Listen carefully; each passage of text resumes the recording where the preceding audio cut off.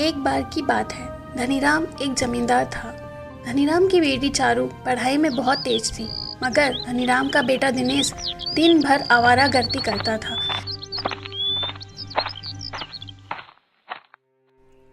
ये दिनेश तो कुछ काम धंधा करता नहीं है, सिर्फ मेरी मेहनत के कमाए हुए पैसे अपने आवारा दोस्तों में उड़ाता रहता है। तुम समझाती क्यों नहीं हो इसे? आप तो ऐसे बात कर रहे हैं जी, जैसे कि दिनेश सिर्फ मेरा ही बेटा है। आपका तो कुछ लगता ही नहीं। जब मैं उसे डांटता हूँ तो तुम्हारी ही आंखों से टप टप आंसू बहने लगते हैं। अरे, आपसे डांटने के लिए किसने मना किया है? आप तो उसे मारने लगते हैं। जवान बेटा है, कहीं कुछ कर बैठा तो? अरे, जवान हो गया तो क्या हुआ? उसे कुछ भी करने की आजादी दे दूं? देखो शारदा, दिनेश सिर्फ तुम्हारी वजह से बिगड़ा है। वाह पतिदेव, बेटी पढ़ाई में अच्छी है तो वह आप पर गई है। अगर आवारागर्दी करता है बेटा तो उसे मैंने बिगाड़ा है। आप तो जी जवानी में बड़े सीधे थे। मैंने तो अपने पिता की दौलत को अपने आवारा दोस्तों में कभी नहीं उड़ाया। 20 साल की ही उम्र में काम करने लगा था और अपने पिता का हाथ बटाने लगा था। और तुम्हारा बेटा तो अपने पिता के ऊपर बोझ है। बस कीजिए, इतना भी बिगड़ा हुआ नहीं है मेरा बेटा। अरे, इतनी दौलत है, कहाँ ले जाओगे? एक दिन तो वह दौलत दिनेश को ही मिलनी है। बिटिया तो अपने घर चली जाएगी। गांव में ऐसा कोई भी व्यक्ति नहीं है जिसने मुझसे दिनेश की शिकायत न की हो। परसों तो दिनेश ने हद ही कर दी। मुखिया की बेटी बिंदिया को भी छेड़ा है उसने। बस अब मैं अपने बेटे के खिलाफ एक शब्द नहीं सुन सकती। पता है मुझे, आपके मुंह तो वो कलमुआ नौकर प्रकाश सिर पर चढ़ा है।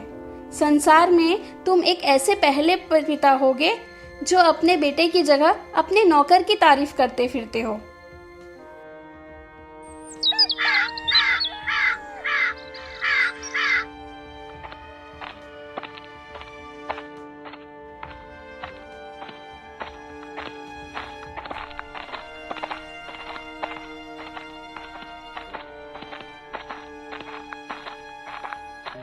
आप आ गए मालिक।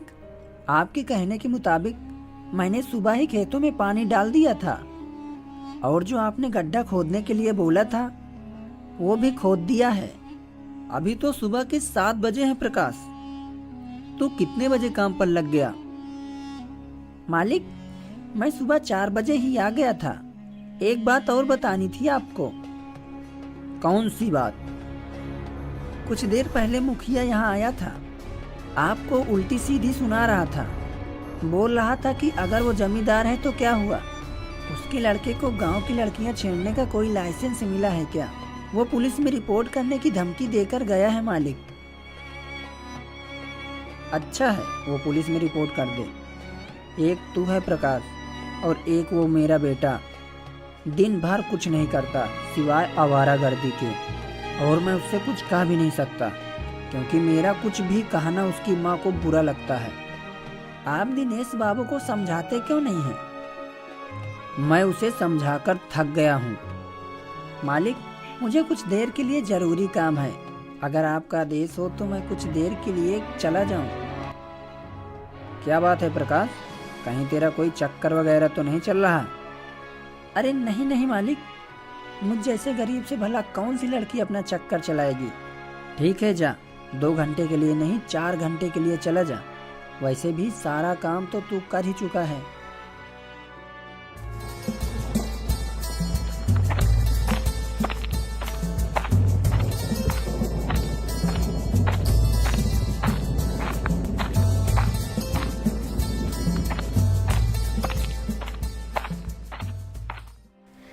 मैं तुम्हारा कब से इंतजार कर रही हूँ प्रकाश।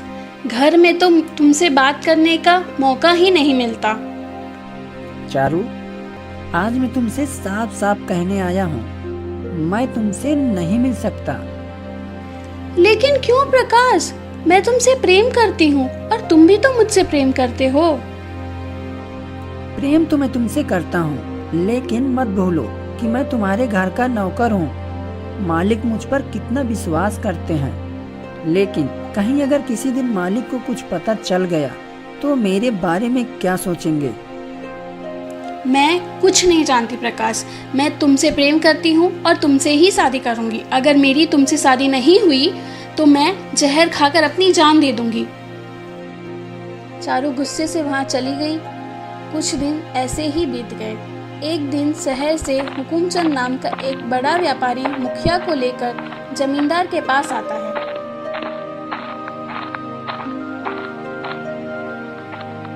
मुखिया को देखकर धनीराम चौंक गया।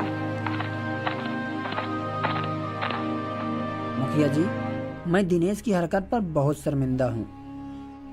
अरे नहीं धनीराम, दिनेश की हरकत को मैं कब का भूल चुका हूँ। आप भी भूल जाइए। दिनेश बच्चा है और बच्चे तो गलती कर ही देते हैं। दरअसल धनीराम जी, मैं हुकुमचंद को आपसे मिलवाने के लिए लेकर आया हूँ। हुकुमचंद जी शहर के बहुत बड़े सोने के व्यापारी हैं। नमस्ते धनीराम जी, मुझे मुखिया जी के द्वारा ही आपके बारे में पता चला है। मुझे एक अच्छे और सच्चे व्यक्ति की तलाश थी। मुखिया जी ने बताया कि आप बहुत ईमानदार और धनवान व्यक्ति हैं। मुखिया जी ने तो मेरी तारीफ कुछ ज़्यादा ही कर दी। मुझसे ज़्यादा तो अच्छे इंसान मुखिया जी हैं, जिन्होंने मेरे बेटे की गंदी हरकत को भी माफ़ करके भुला दिया। बताइए, आपको मुझसे क्या काम है?